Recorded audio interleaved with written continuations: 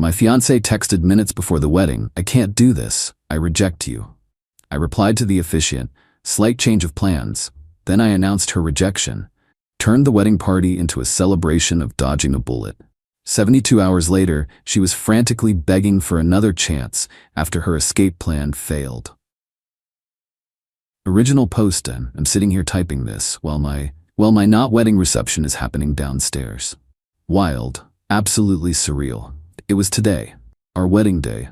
Months of planning, deposits paid that would make your eyes water, family flown in, the whole 9 yards. Amber, 29F, and I were supposed to be saying I do about 6 hours ago. 5 minutes before I was supposed to walk out, standing there in my tux feeling nervous but excited, my phone buzzed. It was Amber. My heart did a little flip, thinking it was some cute pre-wedding message. "Nope, Amber, Vincent, I'm so sorry, I can't do this, I reject you." That was it. I reject you.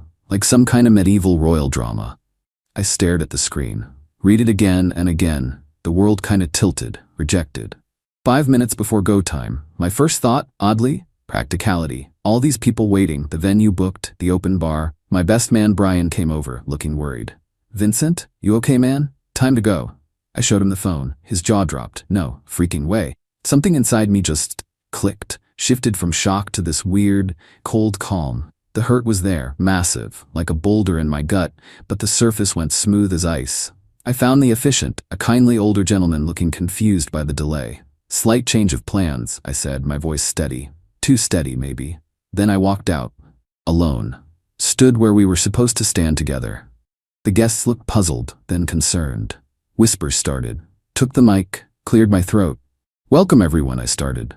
The room went silent. "There's been a development. About 5 minutes ago, I received a text message from Amber." I paused, looked around at the sea of faces. My family, her family, our friends.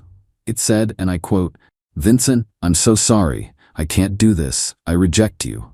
Gasps, a couple of horrified cries from her side of the aisle. My mom looked like she was going to faint. "So," I continued, keeping my voice even, "it appears there will be no wedding today. Amber has made her choice." Another pause. Let it sink in. "However," I raised my voice slightly, "everything is paid for. The bar is open, the food is ready, and the band is here. So tonight isn't a wedding reception. It's a celebration. A celebration of honesty, even when it's brutal. A celebration of dodging a bullet, and a celebration of support from friends and family." I raised my water glass, didn't trust myself with champagne yet. "So please, eat, drink, enjoy yourselves. Let's have a party anyway. To dodging bullets." Absolute stunned silence for about 5 seconds. Then Brian started clapping. My family joined in. Slowly, hesitantly, others did too. Some of Amber's family looked horrified, angry even. Her parents and sister Danielle practically ran out. A few guests awkwardly made their excuses, maybe 30% peeled off quickly. But the rest stayed. And downstairs, it's a party. Sort of. A really, really weird gathering happening now, 6 hours later. The band is playing something upbeat, but the mood is bizarre. People are drinking, a lot. Some are trying to dance, others are just standing in clumps looking shell-shocked or talking quietly. My dad gave me a hug that almost broke my ribs. Whispered, "Her loss, son. Huge loss." It took a while for any semblance of a celebration vibe to emerge. Mostly fueled by my close friends trying to keep my spirits up, the open bar, and maybe sheer disbelief. I'm up here just trying to process. The cost, God, the cost. Venue, catering for 150, flowers, attire, the non-refundable prepaid honeymoon package, easily upwards of $60 sunk into this, mostly by me and my parents. Gone. Poof. Haven't heard a peep from her since the text. No calls, nothing. How she physically got from the bridal suite, presumably mid-preparation, to wherever Jordan was waiting, I have no idea, and honestly I don't care. Doesn't matter now. The text was the kill shot, so yeah. Currently hosting the most expensive, awkward, dodged a bullet gathering ever. Send booze, or maybe coffee, IDK. Update 1. Hey Reddit, been a week since the rejection text. Thanks for all the comments and messages, seriously helped reading through them during the weird aftermath. So, the party/gathering thing. It actually turned into something memorable in a strange way. After the initial shock and awkwardness, the people who stayed leaned into the dodging a bullet theme. My friends were amazing, kept me surrounded, made sure I wasn't just wallowing. Lots of toasts, some angrier than others. Ended up being a massive release, I think. Weirdly cathartic by the end of the night. The cleanup was less fun, dealing with vendors, explaining why the bride, wasn't present. Most were sympathetic, especially once the story got around. Small town effect. Kinda. Still out that sickening amount of non-refundable cash. We're trying to return gifts where possible, especially from her side. Anything else? Probably donating. The honeymoon suite at the hotel? Slept in it alone. That was grim. Now, for the update you're probably waiting for. Amber. Silence for the first 72 hours, absolute zero. Then, Tuesday night, my phone blew up. Missed calls, voicemails, frantic texts. I made a mistake, a terrible, terrible mistake. We need to talk. It wasn't what it looked like. Please, Vincent. I love you. Yeah, so it turns out her grand escape plan didn't quite pan out. Pieced it together from a couple of mutual acquaintances who were horrified on my behalf. Apparently, Amber wasn't just getting cold feet, she was leaving for someone. Guy named Jordan. Older, flashy car, promised her the world, apparently. The plan was, she ditches the wedding, meets up with him, and they drive off into the sunset to start some amazing new life he had all set up. Except, Jordan's flash was all smoke and mirrors. The amazing new life involved him expecting her to bankroll things once her rich husband, aka me, was secured and presumably paying hefty guilt money or alimony down the line. When it became clear there was no rich husband, only an abruptly canceled wedding and a very pissed-off groom, Jordan reportedly lost interest fast. Ditched her at a gas station somewhere 3 states away by Wednesday morning, according to one source. Brutal. So now the desperate calls. I answered one yesterday. Morbid curiosity, maybe. Vincent? Oh, thank God. Sobbing, hysterical. Amber? Just flat. Vincent, I messed up so bad I wasn't thinking. It was the stress, the pressure. Jordan meant nothing. Please, we can fix this. We can just reschedule. Tell people I had a panic attack. The sheer audacity, the entitlement. Thinking she could just slot back in after detonating everything. Amber, I said, keeping my voice level. You texted me minutes before our wedding. You wrote, and I quote, I reject you. You had a bag packed and a guy waiting. There is nothing to fix. We are done. No, Vincent, don't say that. It was a mistake. I love you. More sobbing. Your actions say otherwise. You made your choice. Jordan didn't work out, so now you want your safety net back? No. But where will I go? What will I do? The panic was real now. The consequences were landing. That sounds like a you problem, Amber, not mine. Not anymore. Hung up. Blocked her number. Then came her sister Danielle. Called me spitting fire. Vincent, how dare you humiliate her like that? Announcing her text? Turning it into a joke party? She made a mistake. She was stressed. Danielle, I sighed. Tired of this already. She rejected me minutes before the wedding via text to run off with another guy who then dumped her. Announcing her exact words was transparency, not humiliation. The party happened because everything was paid for.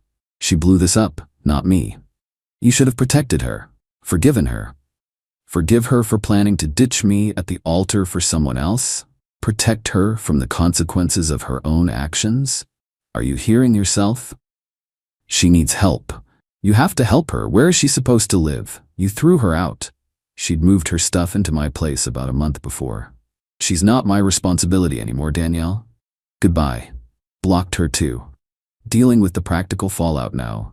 Sent her belongings to her parents' house via a delivery service. No way was I having another confrontation. The honeymoon, that 2-week all-inclusive trip to the Maldives I mentioned, the 18-car chunk of the total 60K plus loss, is non-refundable. Called the agency. Apparently I can change the name of the second guest or get travel credit. Thinking about that, feels like I aged a decade in a week. But also, lighter? Definitely dodged that bullet. Update 2. Okay, read it.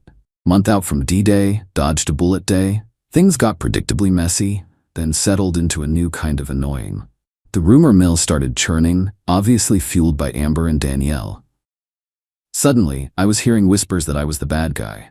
Apparently, I was controlling, put too much pressure on her, and secretly called off the wedding myself, but framed her. The text? Oh, that was taken out of context or sent under duress. Seriously. Some people actually bought it. Mostly her distant relatives and friends who weren't close enough to know better. Lost a few Facebook friends over it. Oh well. I didn't fight it publicly. just calmly told anyone who asked directly. She texted me, "I reject you," 5 minutes before the wedding and left to be with someone else. That plan failed. These are the facts. Showed the text to a couple of key people who needed to hear it straight. Most people saw through her BS. Then came the demands. Texts from new numbers, emails, even a letter from her mom. They wanted compensation. Compensation for the wedding planning emotional labor she put in. Money for the belongings she left at my place, even though I shipped everything back. Demands for half the cash value of the wedding gifts, the ones already returned or donated. Danielle even suggested I should pay for therapy for Amber's trauma from the whole ordeal, the ordeal she caused. The sheer, unadulterated entitlement was breathtaking. They genuinely believed I owed her comfort and cash after she tried to ditch me at the altar. I consulted a lawyer just to cover my bases. He laughed at their demands, confirmed she had zero legal standing for anything. Sent one single formal email back via my lawyer. Vincent considers the matter closed. Amber unilaterally terminated the relationship and wedding plans. No funds or compensation are owed. Any further demands will be treated as harassment. Block the new numbers and email addresses. Now, the satisfying part. The revenge, if you can call it that. It wasn't about hurting her, exactly. It was about reclaiming something she threw away and refusing to let her spectacularly bad decision cost me everything. The honeymoon. That $18 non-refundable Maldives trip. Amber had been obsessed with it. Talked about it constantly. Picked the specific overwater bungalow. The travel agent confirmed I couldn't get cash back, but I could change the second name or take the full value as credit for future travel within a year. Letting $18 just evaporate felt wrong. Wasting it felt like letting her win, somehow. So I called my best man, Brian. "Dude," I said, "what are you doing next week?" He was confused, I explained. His response? "Holy crap, yes, we went. 2 weeks ago. Flew first class, part of the package. Stayed in that exact overwater bungalow Amber picked out. Went diving, drank fancy cocktails, enjoyed the sun. Didn't wallow, didn't even talk about Amber much after the first day. Just enjoyed a ridiculously luxurious trip that was meant for a different life." The day before we left, I posted exactly one photo on my private Instagram. Just me and Brian, grinning, holding cocktails, stunning blue water behind us. Caption, "Making the best of an unexpected situation, paradise found."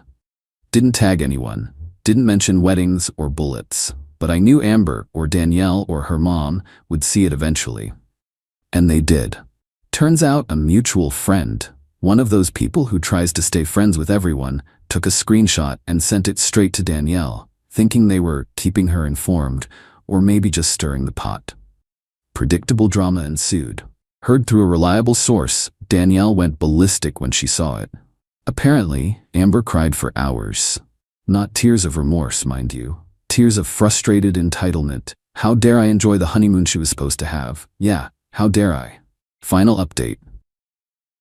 Hey all, time for the final chapter on this whole saga. It's been about 4 months now, and the dust has well and truly settled.